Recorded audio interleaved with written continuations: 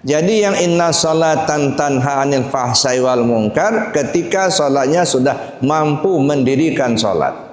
Kalau baru mengerjakan sholat enggak jaminan, karena itu baru syariatnya. Jadi Bapak Ibu yang saya hormati, ya, jadi terbawa-bawa di luar sholat, apa yang kita lakukan di dalam sholat itu terbawa-bawa di luar sholat. Nah, itu yang disebut dengan sholatud daim, sholat terus menerus, tak putus-putus, atau disebut mendirikan sholat. Nah, kita ini nggak tahu apa kita sudah mendirikan sholat apa baru mengerjakan sholat. Nah, ya.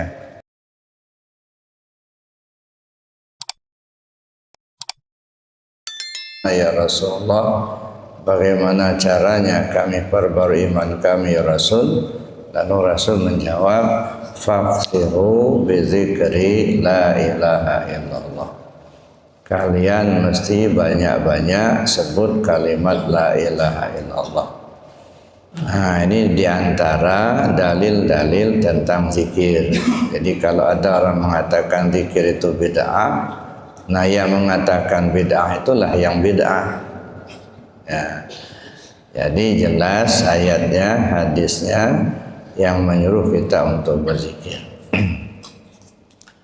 Kemudian yang kedua, kita juga tidak bisa memaksakan orang harus berzikir, karena di dalam Al-Baqarah 198 Allah jelaskan wazkuruhu kama hadakum, berzikirlah ya sebagaimana yang ditunjukkan Allah kepadamu.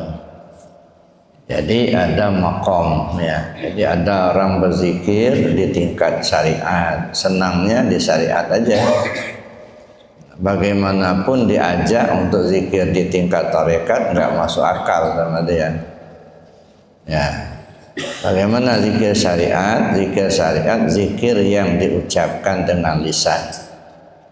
Nah, kalau sudah bersuara, bernyanyi-nyanyi, ya, nah senang dia. Jadi kalau pakai rebana senang. Kalau zikir disebut, dinyanyikan, dilagukan, nah itu yang senang. Tapi kalau sudah zikir masuk ke hati, ingat hati ke Allah, enggak masuk akal dia. Jadi dia nggak bisa dipaksakan. Itu berarti makom zikirnya itu Allah kasih baru di tingkat fikih, di tingkat syariat. Dia belum bisa untuk naik ke tingkat tarekat, karena itulah yang diberi petunjuk kepada yang bersangkutan. Jadi bagaimanapun kita menjelaskan, bagaimanapun kita mengajak, nggak akan mau, karena makomnya baru di situ. Nah, makanya kata Allah, wazkuruhu kama hadakum, berzikirlah kamu sebagaimana yang Allah beri petunjuk sama kamu. Dan yang senangnya kalau sudah dilakukan la ilaha illallah, nah, senang dia. Kalau sudah dilagu-lagukan, dinyanyi-nyanyikan, nah senang. Berarti makomnya baru makom syariat. Nah, itu zikir di tingkat syariat. Tapi ada orang yang malah nggak senang, nah, yang dinyanyi-nyanyikan begitu. Senangnya yang diem aja. Kayak tadi kan kita sudah zikir la ilaha illallah, itu masih zikir syariat. Nah, tapi begitu masuk ke dalam hati, nah jika diam, nah, itu kan bukan diam kosong, tapi melatih hati untuk berzikir. Nah, tapi ada yang belum paham, ada yang memang nggak senang, ada ya. Nah, jadi nggak bisa kita paksakan. Kalau zikir tarekat itu artinya zikir yang masuk ke hati. Nah, ingat hati kepada Allah. Nah, bagaimana cara kita mengingat Allah dengan hati? Nah, ini nggak bisa dipaksakan. Harus kita pelajari, harus kita latih. Itulah disebut zikir tarekat. Ya. Jadi kalau zikir tarekat itu zikir yang diingat dengan hati. Kalau zikir syariat, zikir yang diucapkan dengan lisan. Ada yang tidak merasa puas kalau hanya sekedar ingat hati ke Allah. Dia kepingin naik. Ya. dengan tidak meninggalkan zikir yang sudah dia lakukan, tapi dia ingin naik, mulai dirasa. Makanya ada zikir dirasa atau disebut zikir ruh. Nah, jadi kalau zikir ruh itu dirasa. Jadi dia tidak lagi hanya sekedar ingat, tetapi merasakan kehadiran Allah dalam hidupnya. Itu disebut zikir hakikat. Misalnya kita sholat itu kan zikir. Jadi sholat itu sendiri sebenarnya akumulasi daripada zikir syariat, tarekat, hakikat, ma'rifat. Nah, makanya ketika kita sholat, 4 macam zikir itu mesti terbawa. Zikir syariat, nah kita mengucap, ya, baca Al-Fatihah, baca ayat, berdiri, ruku, i'tidal, sujud. Jadi di tingkat syariat itu artinya ya mengingat Allah dengan cara mengucapkan dan perbuatan. Jadi apa saja yang diberi pahala bagi yang mengucapkan atau yang mengerjakan itulah zikir.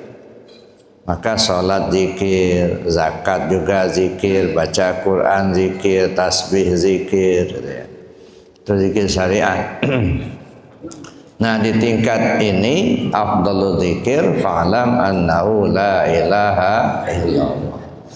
Nah, di tingkat ilmu zikir syariat yang teragung itu adalah mengucap kalimat la ilaha illallah. Nah, makanya dalam salat itu ada zikir syariatnya. Berdiri, ruku, i'tidal, sujud, baca Fatihah, baca tasbih, baca sholawat, baca syahadat. Itu zikir semua. Itu satu. Nah, kemudian zikir dalam hati, ingat hati kepada Allah. Itu zikir tarekat, itu juga terbawa di dalam salat. Aqimis salata li zikri, dirikan salat untuk mengingat aku. Jadi kalau hati itu tidak ingat Allah, nggak bakal khusyuk. Jadi khusyuknya tubuh itu tenang. Itu di tingkat syariat. Jadi kalau kita sholat khusyuknya tubuh itu dengan tenang, tidak gerasa gerusuk, ya, dengan bacaan yang tartil, tumakninah yang sempurna, gitu ya. Itu khusyuknya tubuh. Khusyuknya hati ingat ke Allah. Ya, kalau ingat Allah nggak bakal khusyuk, enggak. Nah, lagi-lagi bagaimana cara mengingat Allah? Nah, saya kira itu perlu kita kaji lebih jauh. Yang diingat itu bukan nama. Kalau nama sebutan, Allah itu sebutan. Nah, yang diingat itu yang punya namanya itu.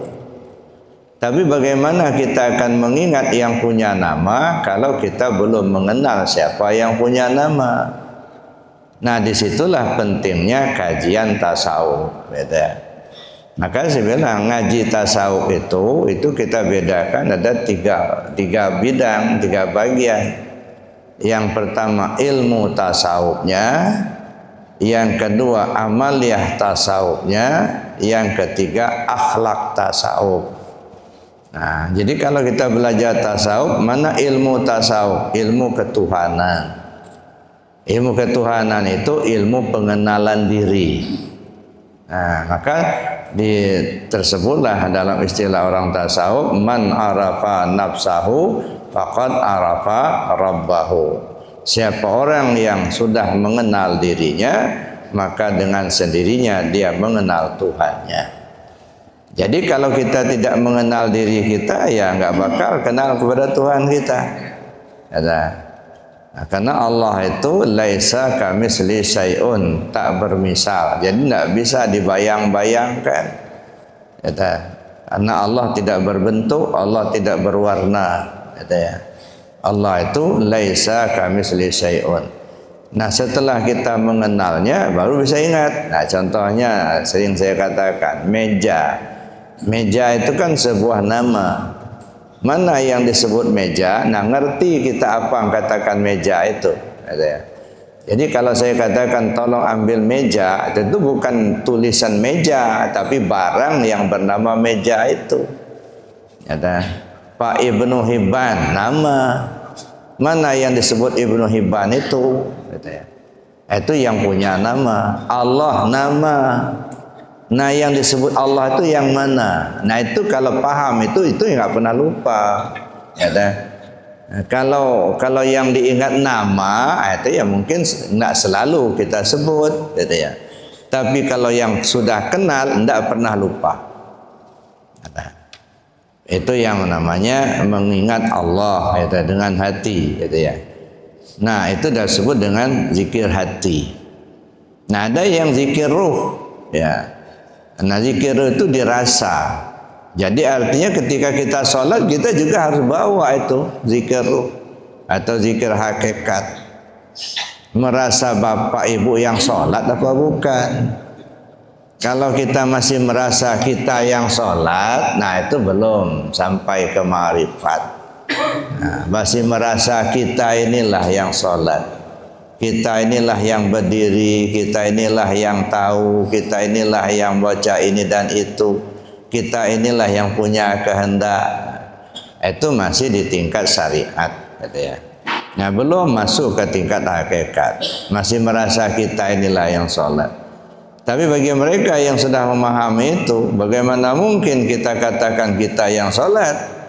Berdiri kita pakai kodratnya Allah, tahu kita ilmunya Allah, melihat kita basarnya Allah, mendengar kita samanya Allah. Yang punya kita mana? Enggak ada. Kok bisa ngaku-ngaku punya? Ada. Nah, bagi mereka yang sudah paham di tingkat ruh atau zikir rasa, dia tidak lagi merasa dia yang sholat. Ini yang dikatakan al-abid wal ma'bud wahid. Yang nyembah dan yang disembah ya dia itulah. Tapi ini bagi mereka yang paham. Tapi kalau bagi mereka yang nggak paham ya namanya juga nggak paham, nggak bisa dipaksakan. Itu namanya zikir ruh, gitu ya. Itu khusyuk. Jadi khusyuknya ruh dalam sholat merasa tidak lagi kita yang sholat. Kalau masih merasa kita yang belum khusyuk, ruhnya belum khusyuk. Ada. Yang keempat, rahasia diri. Ya. Nah, rahasia diri ini artinya zikirnya itu dipandang. Maka di dalam sholat juga harus kita bawa itu. Makanya di dalam rukun sholat 13 rukun itu dibagi menjadi 3 bagian. Ada yang disebut dengan rukun qauli, ada disebut rukun fi'li, ada yang disebut dengan rukun qalbi. Nah, ketiga rukun ini kan ada taluknya. Kalau rukun qauli taluk kepada sama, rukun fi'li taluknya kepada basar, rukun qalbi taluknya kepada ilmu. Nah, ini itu kan untuk mengarahkan kita ke sana kan. Nah, tapi bagaimana mungkin akan khusyuk kalau ini saja nggak terpahami, gitu ya. Rukun qauli taluk kepada sama, artinya setiap yang kita ucapkan di dalam sholat itu mesti didengar oleh telinga zahir dan telinga batin. Makanya di tingkat syariat kalau diam aja, mulutnya nggak ngomong, telinganya nggak ngedengar, nggak sah sholatnya. Ya, jadi ucap walaupun kita sholat sir, tetap saja kita membaca, kedengaran sama telinga kita, gitu. Ya. Tapi kalau kita tidak baca, diam aja di dalam hati saja, itu bukan syariat. Secara syariat tidak sah, ya, karena mesti dibaca, gitu. Kemudian didengar oleh telinga batin. Jadi ucapan bacaan itu didengar oleh telinga zahir dan didengar oleh telinga batin. Itu namanya taluknya kepada sama. Lalu rukun fi'li taluknya kepada basar. Apa maksudnya taluk kepada basar? Setiap gerak-gerik tubuh kita dilihat. Jadi bukan hanya gerak-gerik tubuhnya saja, tapi dia sendiri nggak tahu kita. Ya, tahu kita sedang berdiri kan karena dilihat mata kita. Telinga kita nggak tahu kita sedang berdiri, enggak. Tahu kita sedang rukuk karena dilihat oleh mata kita. Ya, tahu kita sedang sujud dilihat sama mata. Kalau telinga nggak paham dia apa berdiri apa enggak ada. Karena tugas telinga itu mendengar, tapi tugas mata melihat. Nah makanya rukun fi'li talu kepada basar. Setiap gerak-gerik di dalam sholat terlihat oleh kita, oleh mata zahir ini atau mata batin. Ya, lagi berdiri, lagi ruku, lagi i'tidal, sujud, apa saja. Nah itu namanya zikir ma'rifat, dipandang, gitu ya. Nah begitu juga misalnya rukun qalbi talu kepada ilmu. Ya, yang rukun qalbi kan niat dengan tartib. Tahulah kita mana yang dulu, mana yang kemudian. Nah itu jadi artinya zikir yang 4 macam itu, zikir syariat, zikir tarikat, zikir hakikat, zikir ma'rifat, itu terbawa di dalam sholat. Nah khusyuknya di dalam sholat itu 4 inilah. Ya, khusyuknya tubuh itu dengan tenang, khusyuknya hati ingat kepada Allah, khusyuknya ruh dirasa. Ya, bukan kita yang sholat, ya, merasakan, bukan kita yang sholat. Nah, khusyuknya rahasia dipandang. Nah, jadi oleh karenanya selalu ya, terbawa di dalam sholat itu. Itu artinya kita perlu untuk membiasakan itu. Dan itu nanti setelah kita terbiasa seperti itu di dalam sholat, akan terbawa-bawa di luar sholat. Nah kalau sudah bisa terbawa-bawa di luar sholat, itulah namanya mendirikan sholat. Ya. Nah yang mendirikan sholat itulah yang mencegah perbuatan keji dan mungkar. Kalau baru tegak tegunnya, ya, berdiri ruku tidak sujudnya, tunggang tunggiknya itu, nah itu pekerjaannya mengerjakan sholat, belum mendirikan sholat. Maka tidak heran kalau orang yang rajin sholat secara syariat tapi masih jadi koruptor gitu. Ada yang sholatnya disoting, diperlihatkan sama orang, nah besoknya ditangkap KPK gitu. Nggak bisa Pak, ya. Jadi yang inna sholatan tanha anil fahsai wal munkar, ketika sholatnya sudah mampu mendirikan sholat. Ya, kalau baru mengerjakan sholat enggak jaminan, karena itu baru syariatnya. Ya. Jadi Bapak Ibu yang saya hormati, ya, jadi terbawa-bawa di luar sholat, apa yang kita lakukan di dalam sholat itu terbawa-bawa di luar sholat. Nah itu yang disebut dengan sholatud daim. Salat terus menerus, gitu ya, tak putus-putus, atau disebut mendirikan salat. Nah, kita ini nggak tahu apa kita sudah mendirikan salat, apa baru mengerjakan salat, nah, gitu ya. Itu Bapak Ibu yang hormati. Nah, kemudian apa fungsinya zikir ini atau manfaatnya zikir ini? Zikir lisan itu memberi peringatan kepada hati.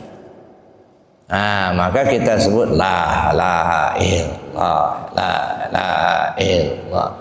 Dengan suara didengar oleh telinga kita, digerakkan tubuhnya. Maka zikir syariat itu ucapan dan perbuatan. Ya, ketika kita mengucap kalimat la ilaha illallah, tubuhnya juga mesti bergerak. Ya, bergeraknya tubuh itu memakamkan zikir. Jadi bukan sekedar gerak-gerak geleng-geleng. Nah disitulah pentingnya kita belajar. Ada orang merasa nggak mau belajar, sudah tahu kok itu, sudah baca buku. Ya, Bapak Ibu yang saya hormati, bagi orang yang mubtadi, baru-baru belajar, itu ada istilahnya rabithah. Nah dalam tarekat Naqsyabandi Al-Khalidi, rabithah itu menghadirkan rupa guru ketika awal mulai zikir. Nah kalau kita nggak punya guru, mau dihadirkan yang mana? Ya, baca buku, apa buku yang mau dihadirkan? Nah kenapa kita rabithah mursyid atau menghadirkan rupa guru dalam kita mengawali zikir, supaya timbul ada tawaddu. Ya, wazkur rabbaka fi nafsika tadarruan wa khifatan. Tadarru dan khifah. Untuk menimbulkan tadarruk, maka menghadirkan rupa guru ketika mengawali zikir. Tapi kalau sudah mulai zikir, sudah, itu kan untuk wasilah ya.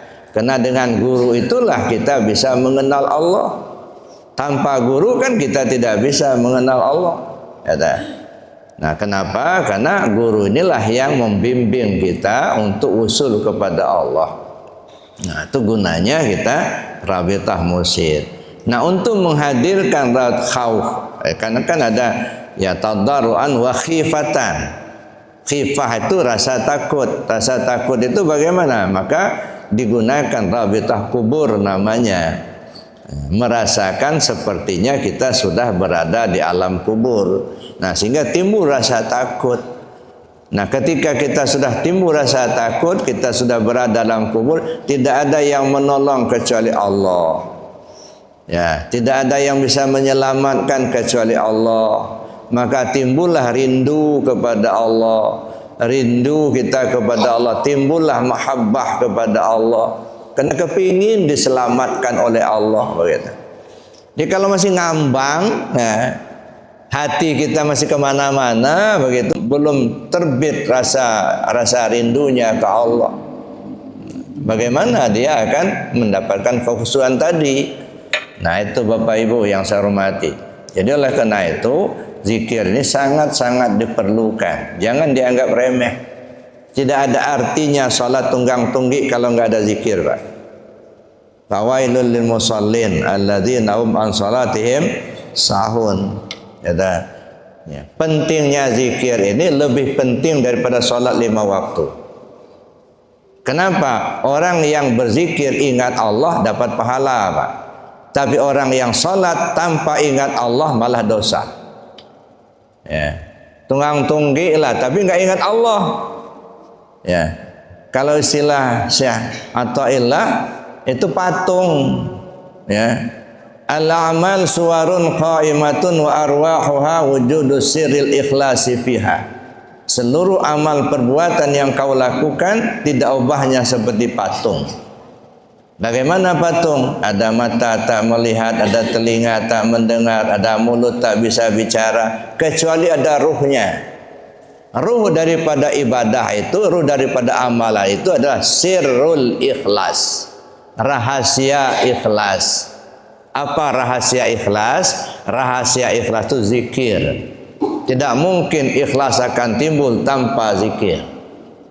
Jadi zikir menimbulkan ikhlas, ikhlas menghidupkan amal. Jadi kalau amal tidak ikhlas, jadi patung amal. Sedekah tidak ikhlas, patung sedekah. Salat tidak ikhlas, patung salat. Haji tidak ikhlas, patung haji. Maka tidak akan berpengaruh, gitu ya. Puasa tidak ikhlas, patung puasa. Makanya kata Nabi, jangan bikin patung, ya, nggak akan menolong kita. Jadi artinya zikir lisan itu untuk memberi peringatan kepada hati. Nah, maka kita pekik-pekikkan la ilaha illallah. Yang tuli bukan orang lain, kita yang tuli, ya. Sudah disebut la ilaha illallah, la mahbub illallah, tak ada yang dicintai kecuali Allah. Masih juga cinta kepada yang lain, lebih cinta sama dunia ketimbang sama Allah. La ilaha illallah, la maksud illallah, tak ada yang dituju kecuali Allah. Kita masih nuju yang lain. Kenapa Bapak sholat? Ya, supaya dapat duit, ya. Rajin benar sholat duhanya, ya. Bapak ibu itu rajin benar sholat duhanya, kiranya rajin ibadahnya, enggak taunya punya selir kredit macet, utang enggak bayar, minta duit rupanya. Belum ingat sama Allah, nanti utangnya lunas lupa dia sholatnya. Nah, ini kan jadi peringatan kepada hati. Makanya dipekikkan zikirlah supaya tahulah ini, telinganya ngedengar begitu kan, hatinya juga tergetar. Nah, maka tubuhnya juga zikir. Maka zikir syariat, zikir kalimah la ilaha illallah mesti dengan menggunakan 2 bahasa. Bahasa lisan dan bahasa tubuh. bahasa lisan dengan kalimat la ilaha illallah, diucap, bukan diam, diucap. Nah, itu makanya zikir syariat, ya dah. Kalau nggak disebut ya nggak zikir, mulutnya itu nggak zikir. Nah, kemudian bergerak. Nah, bergerak itu memakamkan zikir la ilaha illallah. Ya. Jadi ketika kita zikir jahar itu 3 perangkat harus hidup. Ya. Pertama lisannya, yang kedua tubuhnya, yang ketiga hati. Seringkali orang malas zikir itu kenapa? Karena memang nggak hidup. Jadi imam aja Pak. Kalau kita ngimamin zikir, gitu ya, akan ketahuan sekali jamaah itu ada yang nggak hidup hatinya. Cuman mulutnya aja yang ngomong. Susah nariknya, bagaikan narik mobil mati. Tapi kalau masing-masing hidup hatinya, gampang. Seperti menarik mobil hidup. Makanya kadang-kadang zikir itu ya kadang susah diberhentikan. Cari celah untuk berhenti. Kenapa? Ya semuanya hidup, hatinya hidup. Ya, tapi kalau hatinya nggak hidup, nah itu makanya kadang-kadang berat. Imamnya sudah pakai gigi 3, masih gigi 1 juga di belakang. Nah makanya 3 perangkat ini ketika zikir jahar itu harus hidup. Zikir lisannya dengan ucapan la ilaha illallah. Nah kemudian zikir tubuhnya juga harus bergerak, memakamkan zikirnya la ilaha illallah. Jadi bukan sekedar geleng-geleng, tapi memakamkan zikir. Nah hatinya juga hidup gitu. Allahu Allah. Makanya la ilaha illallah, la ilaha illallah. Dalamnya Allahu Allah, Allahu Allah. Hidup semua. Ya, dan ini harus dilatih dan dipelajari. Jangan didengar-dengar aja. Ya, cari guru yang bisa membimbing. Ya, jangan mentang-mentang kita sudah tahu, sudah dengar ceramah begitu, amalkan saya nggak bisa. Ya, mesti kita pelajari dengan yang ahlinya. Karena tadi mau rabitoh sama siapa? Baca buku, apa bukunya dihadirkan? Siapa orang belajar tanpa guru, setan jadi gurunya. Maka seringkali itu jadi masalah. Ya. Jadi itu Bapak Ibu yang saya hormati, itu zikir lisan untuk memberi peringatan kepada hati. Kemudian zikir khafi, zikir dalam hati. Ya. Zikir dalam hati ini terus menerus pada hati, dalam kedalaman hati. Untuk apa? Ya, mengintai terbukanya rahasia ilahi. Dia awal mulanya kita sebut dulu Allahu Allah. Itu kan awal masih nyebut nama. Ya teh. Lama-lama ya kita mendengarkan dia yang berzikir. Maka disebut kalau sudah zikir di tingkat ma'rifat, az-zakir huwal mazkur. Yang mengingat itu ya dia yang diingat itulah. Kita nggak bisa zikir enggak. Ya teh. Kenapa nggak bisa zikir? Karena fasilitas punya dia kok. Kita bisa ingat karena dibuat dia oleh Allah bisa mengingat. Kalau nggak dikasih Allah mengingat nggak bisa ingat kita. Ya, kita bisa nyebut karena dikasih Allah supaya kita tahu menyebut. Ilmunya dikasih tahu sama Allah. Hati kita digerakkan mau. Gitu. Nah, kalau hatinya nggak mau dia melaksanakan zikir itu. Jadi semua fasilitas kalau kita renungkan, kita perhatikan, tidak ada yang punya kita. Punya Allah semua. Ya, mau hati kita untuk zikir itu iradatnya Allah. Kuasa mulut kita ngomong la ilaha illallah itu kodratnya Allah. Tahu kita apa zikirnya itu ilmunya Allah. Yang punya kita mana? Nggak ada. Ketika kita merasakan ketiadaan punya kita, yang ada hanya punya Allah semata. Nah disitulah yang disebut az-zakir wal mazkur. Yang mengingat ya yang dia yang diingat itulah. Yang nyebut ya dia yang disebut itulah. Ya, nah, ini kalau sudah sampai ke situ disebut fana fillah baqa billah. Nah, untuk sampai ke sana nggak mesti ujuk-ujuk lalu nyampai, enggak, mesti perjuangan Pak. Ya, belajar dulu itu, kamu tekuni amalannya dulu itu, patuh kepada fatwa gurunya itu. Nah, enggak ujuk-ujuk kita nyampai ke sana itu. Jadi mesti ada tahapan-tahapan. Kemudian yang ketiga itu zikir ruh atau zikir nafas. Ya, suara zikir nafas ini suara hanya didengar oleh panca indera dan gerakan dengan menggunakan aliran nafas. Nah, ini yang disebut dengan zikir hakikat. Nah, kalau hanya metodenya, cara zikir nafasnya seperti apa, sebutannya apa, hakikatnya apa, nah ini kan perlu kajian lebih jauh. Nah, kalau hanya metodenya kan keluar naiknya nafas itu. Tadarruan wa khifatan. Kan perintah Allah, wazkur rabbaka fi nafsik tadarruan wa khifatan. Sebut nama Tuhanmu pakai hati, ingatnya pakai hati. Tadarruan wa khifatan. Tadarru itu turun, khifah itu naik. Ya, turun naik apa itu nafas. Makanya zikir khafi mengikuti detakan jantung, zikir nafas mengikuti aliran nafas. Nah, jadi turun naiknya. Apa sebutannya? Kalau sebutannya gampang, hu Allah. Hakikatnya mana? Yang disebut hu yang mana? Yang disebut Allah yang mana? Nah, ini lagi-lagi perlu kajian, gitu ya. Nggak bisa hanya sekedar kita dengar saja. Nah, kalau untuk secara memprakteknya secara zikirnya ya bisa. Nah, turun naiknya nafas dengan hu Allah. Nah, saya kira itu yang penting. Ya. Kenapa penting? Karena itulah kendaraan pulang.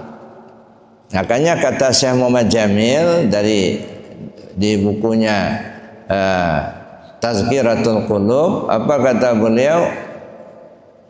Jadikan zikir ampusyah sebagai penjaga pintu kematian. Nah, menghadapi kematian nggak tahu zikir nafas, nafasnya sudah terengah-engah, mau zikir yang mana yang dipakai? Ya, baca Quran, hafal Al-Quran 30 juz itu mulut sudah nggak bisa ngomong lagi, mau ngomong apa? Ya, jadi jangan diremehkan Bapak Ibu. Maka sering saya katakan, mari kita sama-sama biasakan lisan dengan zikir la ilaha illallah. Biasakan hati dengan ismu zat, biasakan ruh kita dengan zikir hu Allah. Nah, 3 kendaraan ini, 3 kendaraan pulang. Maka saya katakan istilahnya zikir lisan itu ibarat kendaraan darat. Selagi lisan masih bisa ngomong la ilaha illallah, ucap la ilaha illallah. Ada sampai-sampai Nabi mengatakan man qala la ilaha akhiru kalami dakhala jannah. Siapa orang yang akhir kalamnya nyebut la ilaha illallah, dipastikan dia masuk surga. Ya, tapi ini isyaratnya kemana ini? Jadi bukan ujuk-ujuk nyebut la ilaha illallah, nggak bisa. Itu saking sulitnya menghadirkan kalimat itu ketika orang akan meninggal. Saking sulitnya. Kalau bisa hadiah surga. Kalau bisa. Nah, itu maksudnya siapa orang yang mengucap la ilaha illallah pada akhir kalamnya dia masuk surga. Karena susahnya menghadirkan kalimat itu. Kenapa? Karena kata Nabi, matan nas bima ya'isubi. Manusia mati sesuai kebiasaan. Jadi artinya Nabi SAW menyuruh kita untuk membiasakan dulu nyebut la ilaha illallah itu ketika kita masih sehat. Ya. Supaya ketika akan meninggal teringatlah, tersebutlah kalimat itu karena sudah biasa. Kalau masih sehat begini jarang-jarang nyebut la ilaha illallah, khawatir ketika akan meninggal enggak hadir, Pak. Nah, jadi jangan dipahami, udahlah kalau begitu nggak usah aja sholat, nggak usah aja ibadah yang lain. Ingat sebut aja la ilaha illallah kalau mau mati, masuk surga. Ah, itu mah pikiran bodoh yang begitu mah. Ya, nggak seperti itu. Saking sulitnya menghadirkan kalimat itu ketika akan muhtadar. Nah, kalau bisa dipastikan masuk surga kata Nabi. Nah, untuk bisa itu seperti apa? manusia itu mati sesuai kebiasaan, kata Nabi. Oh, kalau begitu berarti Rasul menyuruh kita biasakan dulu nyebut la ilaha illallah ketika masih sehat. Kalau sudah terbiasa, insya Allah ketika meninggal pun nyebut kalimat la ilaha illallah. Nah, kalau masih sehat begini jarang-jarang nyebut kalimat itu, ya, khawatir nggak akan timbul. Nah itu jadi itu Bapak Ibu yang saya hormati. Nah, jadi artinya zikir lisan diucapkan, ya. Kemudian zikir khafi tadi itu adalah terus menerus di dalam hati. Zikir anfusia, zikir nafas atau zikir ruh, atau disebut zikir hakikat, gitu ya. Itu menggunakan aliran nafas, ya. Kemudian, ya, tujuannya apa? Menyaksikan cahaya tajalli sifat.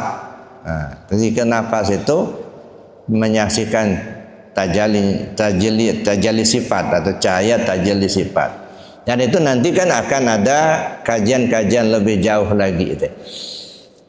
Kemudian ada yang disebut dengan zikir khafiyul khafi atau sirusir, atau disebut juga zikir ma'rifat atau khafiyul khafi, ya, terarah pada keindahan zat yang maha tinggi, ya, mampu melihat hakikat hakul yakin. Nah, jadi bukan hanya sekedar yakin tapi sudah sampai ke hakul yakin. Nah, maka disebut zikir ma'rifat tadi, dipandang tadi.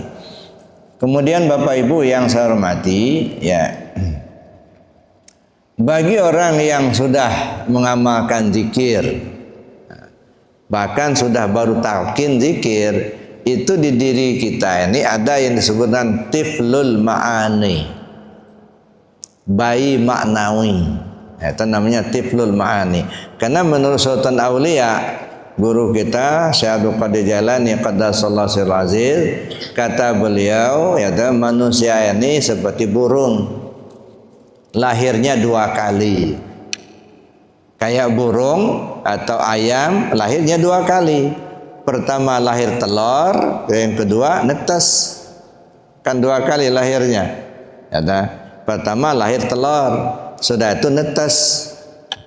Nah, kita juga begitu, ya. Manusia juga begitu. Pertama lahir tubuh jasmani dari kandungan ibu. Itu lahir jasmani. Sudah itu lahir tiflul ma'ani, ya, dilahirkan oleh guru mursyid, ya, dibimbing dengan zikirnya. Makanya ketika sudah talqin zikir, ya, kadang-kadang, ya, Allah beri isyarat, mimpi kita ketemu bayi, mungkin ibu-ibu mimpi melahirkan, gitu ya, atau kita lagi jalan begitu, ya, kemudian kita ketemu bayi, bayinya cantik benar, ya, minta tolong sama kita, akhirnya kita gendong. Nah, atau, ya, ada tetangga kita, Bu, minta tolong, Bu, ya, gendong dulu anak saya ada perlu ke pasar dulu, umpama begitu. Artinya kita ketitipan bayi, itu isyarat bayi maknawinya sudah lahir, tolong dirawat, ya. Maksud merawat itu bagaimana? Amalkan zikirnya, gitu ya. Jaga jangan sampai, ya, melakukan hal yang tidak benar, gitu. Jadi ibarat tanaman sudah tumbuh. Nah, kalau tanaman sudah tumbuh, tinggal kita merawat, dipagar, disiram, dipupuk, disiangin, gitu ya. Jadi sudah talqin zikir melahirkan tiflul ma'ani. Kalau tiflul ma'aninya sudah lahir, maka dirawat, amalkan zikirnya, perbanyak ibadahnya, kaji maksudnya. La ilaha illallah ini kan bertingkat Bapak Ibu. Bagi orang awam, maaf ya nih, ya, bagi orang awam hanya sebatas kalimat la ilaha illallah. Dia nggak paham maksudnya apa, ya, pokoknya kalimat itu kalimat tauhid, la ilaha illallah. Tuhan namanya Allah, ya kita gitu. Ya, nggak ada hubungan, ya. Tuhan Maha Kuasa. Kalau kita ini kuasanya dikit. Kita hidup, Allah juga hidup. Kalimatnya paham, la ilaha illallah Muhammad Rasulullah. Nah itu orang awam, Pak. Apa sampai tua kita masih mau jadi awam terus? Ya, kita naikkan. La ilaha illallah itu terhimpun di sana nafi dan isbat. Nah, kalau sudah paham nafi dan isbat, maka tauhidnya disebut tauhid khawas. Orang-orang khusus, orang tertentu. Nah, bukan awam lagi. Ya, dia sudah paham mana yang dinafikan, mana yang disebutkan.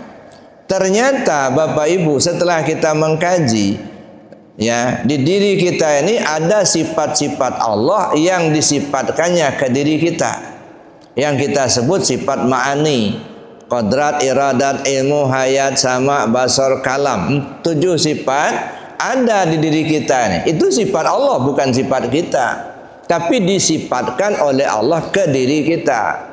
Qadrat, kuasa, sanggup kita berjalan, sanggup mengangkat tangan, sanggup kita mengangkat sebuah barang, kan ada kuasa kita itu. Tapi ketahuilah itu bukan kuasa kita, itu kuasanya Allah, tetapi dipancarkannya ke diri kita. Iradat, ada kemauan kita, mau ngaji, mau beli mobil, mau bikin rumah, dan masih banyak. Kemauan-kemauan itu adalah iradatnya Allah. Kita bisa melihat, ya, dapat dari mana kita bisa melihat? Itu basarnya Allah. Bisa mendengar, samanya Allah. Nah, ketika kita sudah paham, itu dinafikan dari diri kita, diisbatkan hanya kepada Allah semata. Maka disebut kalimatnya la ilaha illallah. Nah, kalau dijabarkan la ilaha illallah, la ilaha, tidak ada Tuhan. Yang namanya Tuhan punya sifat 7 tadi, qadrat, iradat, ilmu, hayat, sama, basar, kalam. Nah, ketika kita sebut la ilaha illallah, artinya apa? La hayyun illallah, la alimun illallah, la qadirun illallah, la muridun illallah, la sami'un illallah, la basirun illallah, la mutakallimun illallah. Itu mana la ilaha illallah.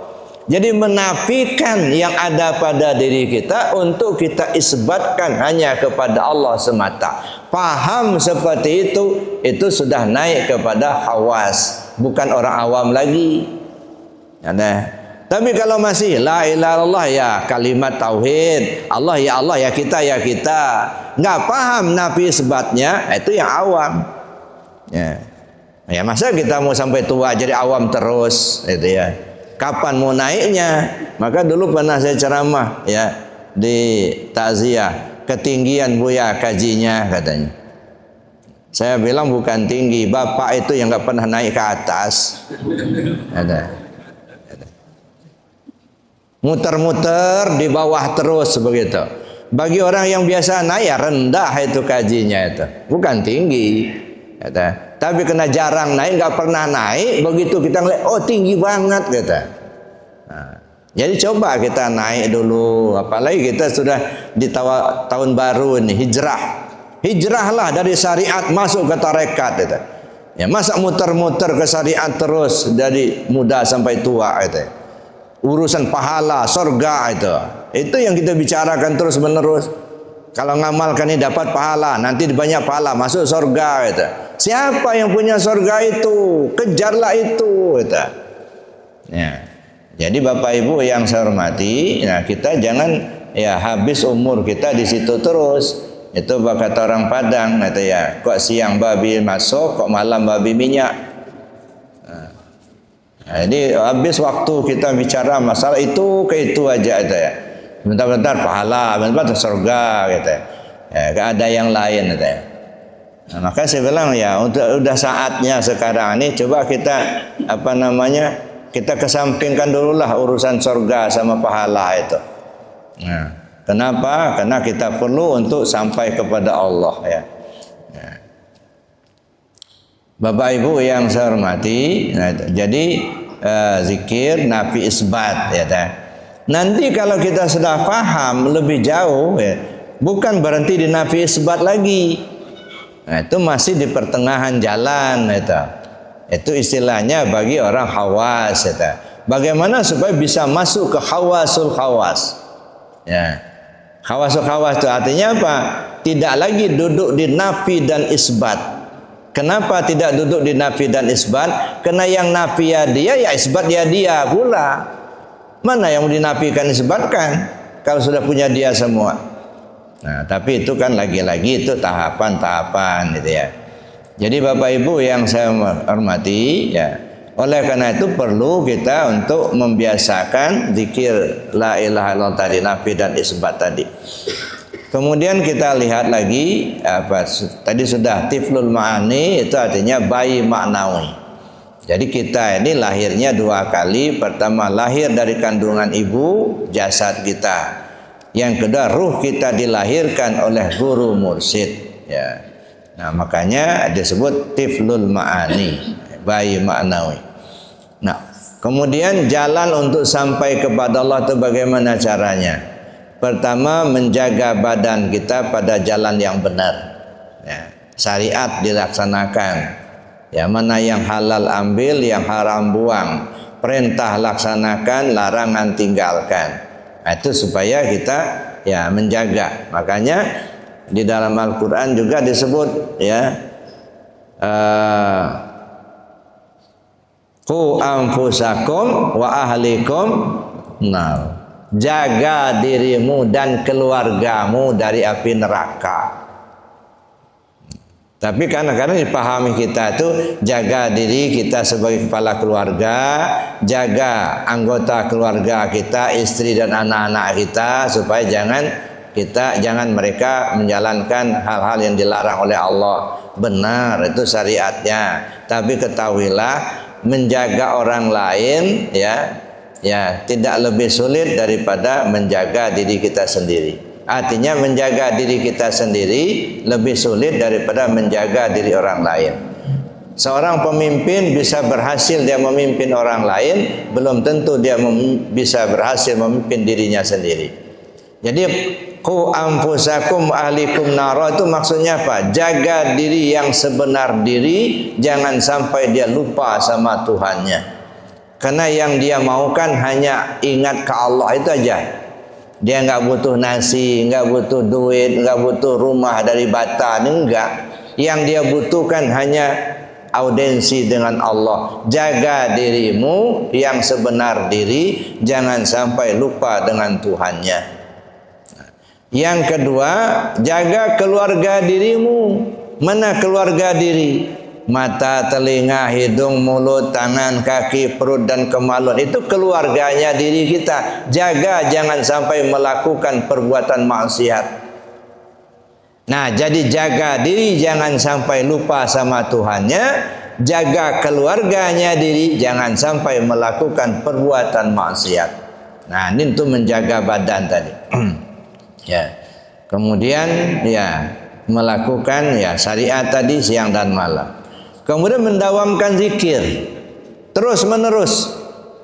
Nah, ini mendawamkan zikir, mulai dari zikir syariatnya, zikir tarekatnya, zikir hakikatnya, zikir ma'rifatnya. Nah, itu terus menerus sampai yang disebut dengan fana fillah ya baqa billah. Kemudian orang berzikir ini Bapak Ibu ya, syarat-syarat berzikir. Nah, pertama, wudhu yang sempurna. Wudhu yang sempurna maksudnya wudhu sempurna zahir dan sempurna batin. Nah, kalau wudhu secara syariat kan sudah jelas kan, membasuh muka, membasuh tangan, usap kepala, basuh kaki. Itu syariat ada. Nah, kita lakukan itu. Nah, tetapi hakikat daripada membasuh muka itu apa? Kalau hanya mengalirkan air ke muka, anak kecil juga bisa. Kalau hanya sekedar membasuh tangan, kenapa sudah mandi, sudah nyabun kok masih juga dibasuh tangannya? Nah, di hakikat daripada wudhu itu sendiri gitu ya. Membasuh muka bisa dipahami membuang dosa yang diperbuat oleh mata, hidung dan mulut. Itu yang ada di had muka. Satu. Yang kedua, jangan bermuka-muka di hadapan Allah. Ya, supaya dilihat orang kita rajin ibadah, supaya dilihat orang kita necis pakaiannya. Enggak usah bermuka-muka. Ya, itu buang muka. Buang artinya basuh muka tadi, jangan bermuka-muka. Nah, jangan kita dipandang orang, supaya dipandang orang kita rajin ibadah, nggak usah. Maka ibadah yang paling bagus, ibadah yang dilakukan yang orang lain nggak tahu. Ini kan enggak lagi sholat di selfie foto. Nah, lihat tuh, gua lagi sholat duha nih. Astagfirullahaladzim. Ya, ini kadang-kadang gitu. Nah, kepingin diketahui oleh orang kalau dia lagi ibadah. Nggak usah Pak, ya. Cerita sama orang lain, semalam nggak tiduran saya, sholat terus semalam suntuk. Ya ngapain cerita-cerita yang begitu itu. Nah, tapi kadang-kadang gatal mulutnya kalau nggak ngomong. Ya. Karena udah terbiasa begitu. Nah, jadi itu Bapak Ibu. Jadi wudhu yang sempurna, wudhu zahir batin. Secara zahir kita laksanakan wudhunya, tapi kita paham maksudnya. Makanya jangan batal wudhu. Jangan batal wudhu itu apa? Secara syariatnya memang terus menerus dia dalam keadaan wudhu. Artinya kalau sudah batal wudhu lagi. Nanti kalau sudah batal wudhu lagi, itu secara syariat.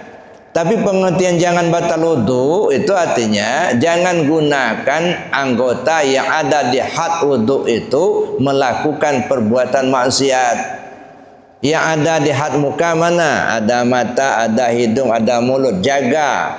Nah, begitu mata sudah melihat hal-hal yang dilarang, batal wudhunya. Begitu mulutnya sudah berbohong, nah batal wudhunya.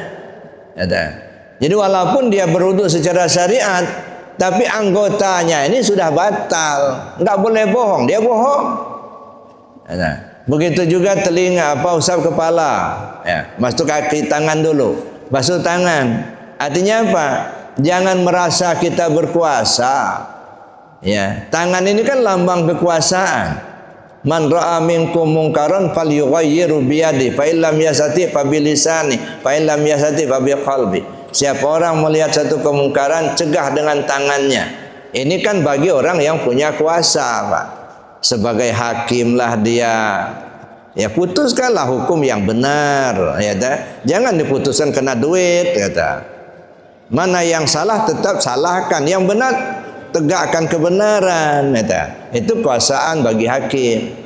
Begitu juga kuasa bagi presiden, kuasa bagi gubernur, kuasa bagi menteri-menteri. Artinya gunakan kekuasaan itu untuk mencegah kejahatan, untuk menegakkan kebenaran. Kata, ini namanya ya biadih, menggunakan tangan. Jadi tangan ini lambang kekuasaan. Jadi kalau dibasuh tangan, jangan merasa berkuasa kita. Gitu ya. Mentang-mentang kita pejabat begitu, umpama begitu ya, merasa kita yang kuasa, buang jauh-jauh perasaan itu. Ya, makanya maaf Bapak Ibu ya, di Arafah saya bilang sama jamaah, Bapak Ibu yang ngaji di Arafah, tolong pertama buang semua atribut, jangan bawa, ya dah. Yang Muhammadiyahnya, yang NU-nya, yang Persisnya, ya, yang jaulahnya, buang dulu. Semua harus ke sini ini tidak bawa atribut.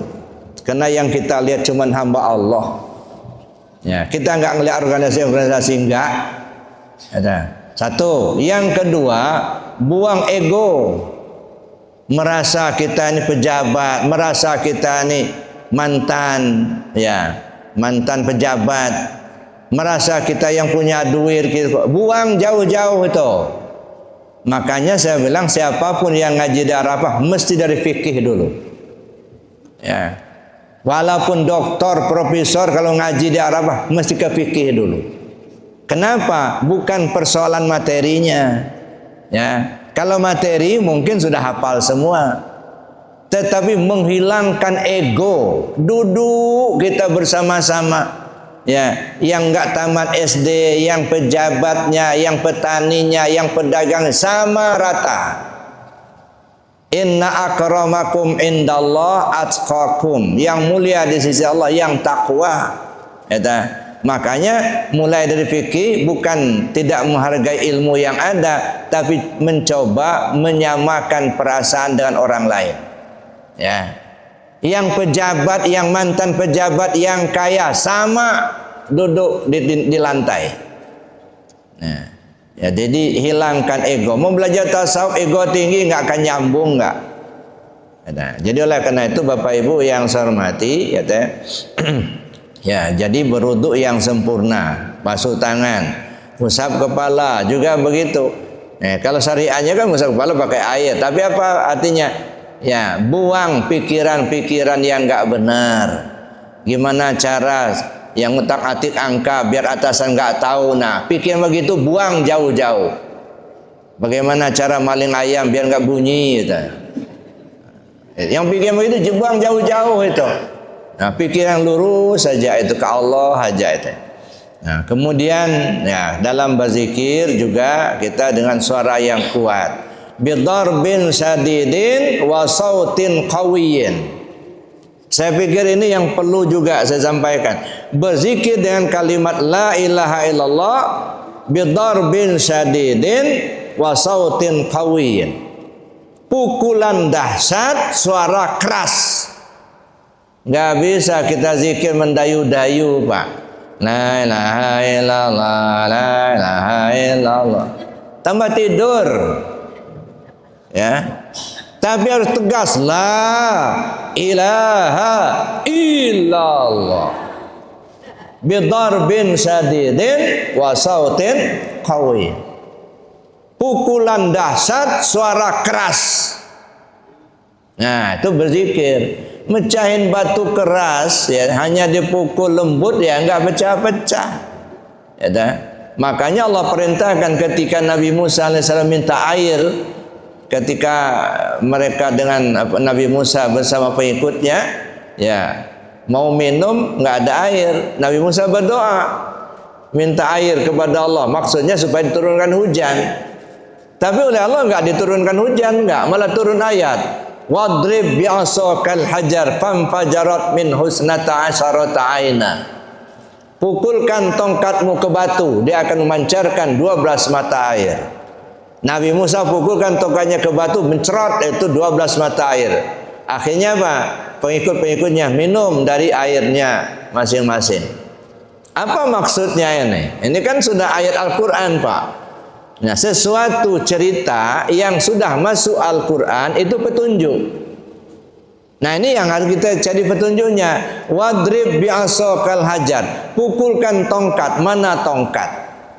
Tongkat itu alat untuk berdiri. Apa yang harus berdiri? Yang harus berdiri di alam ini adalah tauhid. Nah, ini alam. Yang harus berdiri di diri kita ini, di alam ini tauhid. Makanya Nabi Adam sampai kepada Nabi Muhammad SAW itu datang membawa tauhid sama, Pak. Ya, makanya tauhid harus berdiri. Alat untuk berdirinya tauhid apa? Kalimat tauhid, la ilaha illallah. Itulah tongkatnya Nabi Musa, kata. Jadi bukan dari stainless, bukan, atau dari batang kopi, bukan.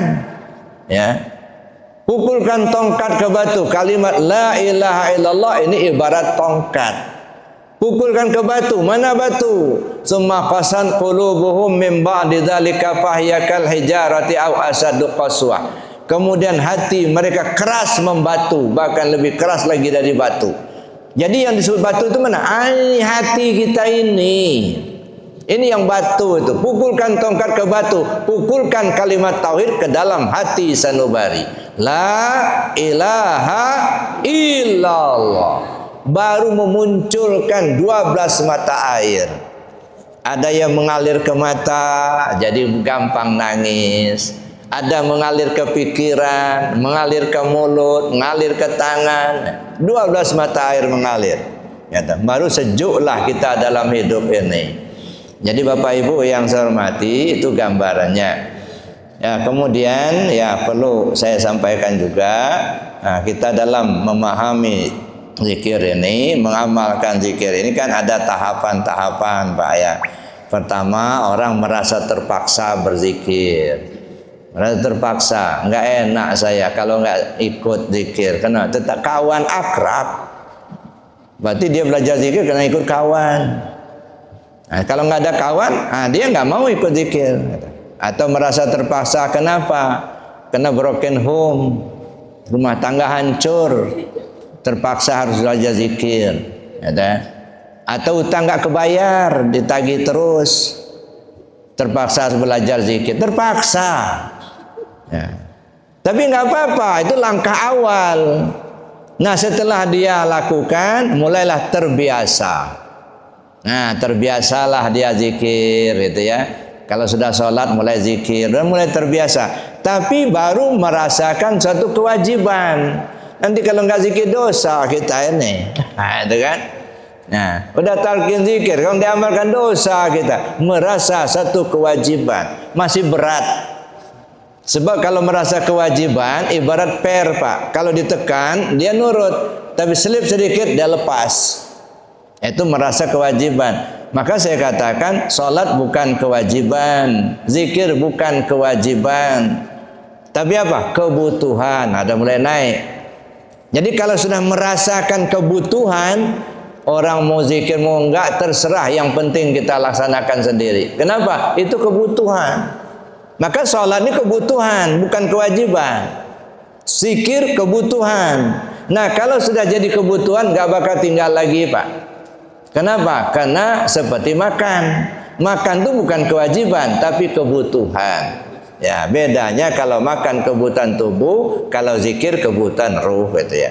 Nah, kalau sudah kebutuhan, nanti lama-lama jadi kenikmatan. Senang aja. Nah, senang dia zikir, gitu ya. Nah, di mana saja dia berada tetap zikir itu. Jadi satu kebutuhan, bahkan menjadi satu kenikmatan. Baik Bapak Ibu yang saya hormati, karena kita dibatasi waktu, saya kira cukup demikian materinya. Ya, mudah-mudahan kita diberi petunjuk oleh Allah Subhanahu wa taala. Amin, Allahumma amin. Nah, kalau masih ada waktu, ada yang mau tanya silakan. Pas ya. Jadi begini Bapak Ibu ya, kenapa setiap saya menyampaikan materi, saya beri waktu untuk bertanya. Saya tidak ingin ngomel-ngomel di belakang. Kadang-kadang gitu Pak, ya, ngomel di belakang, apa itu zikir-zikir terus yang dikajinya, gitu. Padahal dikasih waktu bertanya nggak mau nanya, gitu. Nah, di belakang ngomel jadi dosa. Nah, makanya supaya kita jangan berdosa, kita buka kesempatan nanya. Ada unek-unek yang belum tersampaikan, nah coba disampaikan. Tapi nampaknya pagi ini alhamdulillah nggak ada unek-unek itu. Baik, kita tutup dengan doa dan kafarat majelis. Bismillahirrahmanirrahim. Allahumma inni astaudi'uka ma 'allamtani wardudhu ilayya inda hajati wa la tansani ya rabbal alamin. Subhanakallahumma wa bihamdika asyhadu an la ilaha illa anta astaghfiruka wa atubu ilaik. Assalamualaikum warahmatullahi wabarakatuh.